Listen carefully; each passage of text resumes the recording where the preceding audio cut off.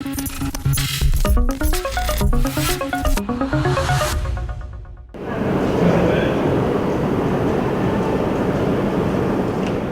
Washington, D.C., a West African insect expert tells us how his groundbreaking efforts will bolster food security across Africa. Joining us on the program today is a Ghanaian entomologist and a young African leader of note, Dr. Jacob Anankware. You're very welcome to the program. Thank you very much, sir. I understand that you are the only edible insect expert in the history of Ghana, your country. That is right. What are the origins and how did you get to this point? I grew up in a rural community called Navrongo in the Upper East region of Ghana. And growing up, we ate some insects. The most delicious one was the termite, Macrotems nigeriensis. So when I did my master's working on pest of grain, I realized that most of the insects that we are spending money to control are actually edible. Look at the grasshopper, the locust, termite, the African palm weevil larva, and things like that. So I said, why don't I work on something like this? Why don't I save people the amount of money that they are spending controlling these insects by teaching them how to eat them? Not just teaching them how to eat them, but teaching them how to be able to sustainably rear them. So I decided to pursue my PhD working on identifying the major edible insects in Ghana, classifying them to the species level, and developing rearing protocols for them. So my intention is to be able to provide nutritious edible insects for a food-secure Ghana and Africa. You and I have had a previous conversation, and you were telling me about your ultimate objectives. And one of them was how important it is to you that people understand across this continent that insects are optimal for human nutrition. Can you touch on that a little bit? Yeah, food security and malnutrition are major areas of concern to human development and poverty reduction globally.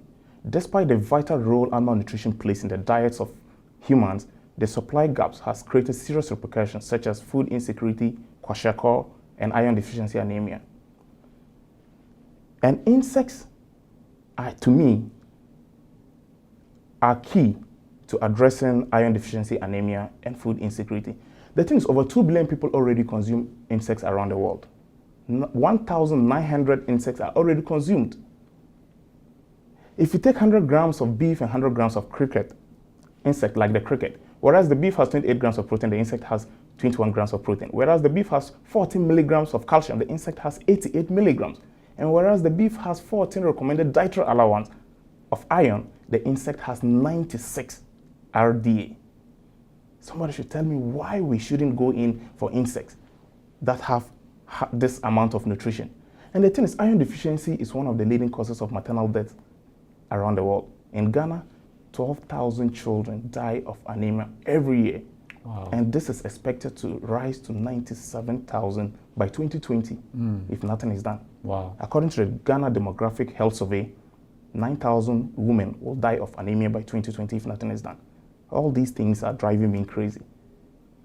Simply because these people cannot have access to animal nutrition, that is not enough basis for them to be dying. So I have come out with rearing protocols to get these people to be able to sustainably rear nutritious edible insects. A layman thinks of insects and they think of pests. They think of things that you don't want anywhere near you. They think of the irritation, etc., etc., etc. Some people think of the harm that they can potentially do. If a mosquito comes by, it bites you. Spider, same thing. What would you say to the layman whose entire notion of insects and what they bring are predominantly negative? What would you say to disabuse their minds about that? And what would you also say to give them the sense that they can safely eat these creatures and that the benefits would be positive rather than negative? I think information is key. Out of the over 1 million identified species of insects in the world, less than 5% are actually pests. Less than 5. And these insects that are pests in natural sense have beneficial roles. An organism only becomes a pest when its population densities exceed the economic threshold. And I want people to begin to appreciate the fact that everything has value in this life. If not for the presence of ants and scavenger insects, you can imagine the amount of debris we will have in the environment. And the people should also begin to appreciate the vital role insects play in pollination. Fine, bees sting people in Africa, but they play a crucial role in pollinating our plants. So people should begin to look at the positives, because the positives are more than the negatives. And I want people to begin to look at that. And apart from that, most of the flies that we see to be pests are actually proteinous. Look at the black soldier fly. My company rears the black soldier fly as protein for the feed industry. Ghana imports over 90% of the protein needed for poultry and fish production. This has pushed many farmers out of jobs. And it's not just a story of Ghana, it's all over Africa.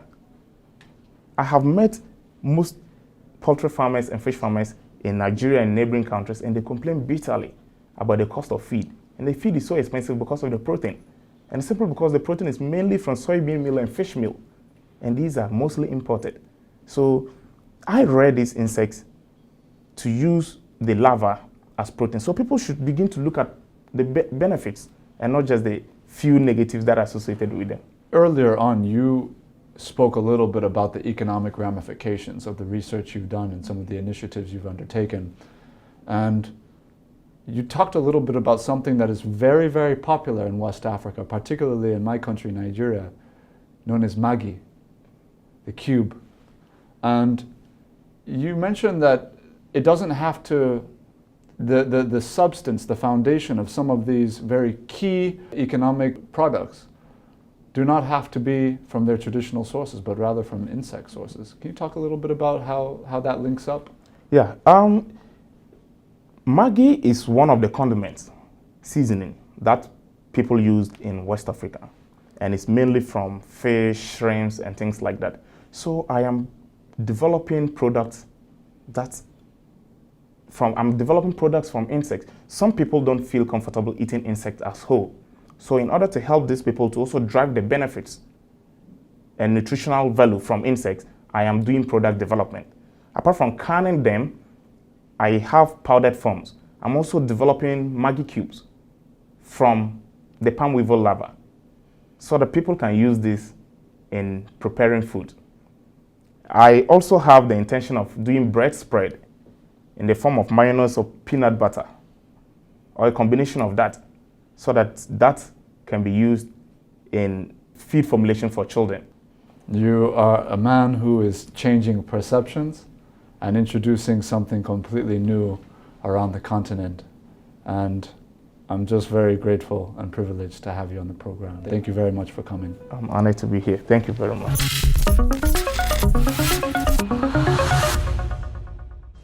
After sitting down with these determined young African leaders, one of my major takeaways is what people can do with what appear to be mundane or ordinary things.